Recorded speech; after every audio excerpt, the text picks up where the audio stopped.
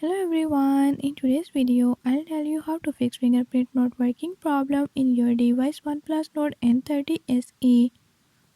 In this video I'm going to show you how to solve this problem. Before I start, if you are new to my channel, don't forget to subscribe and hit the bell icon. Watch complete video and learn how I can do it. Let's watch the video.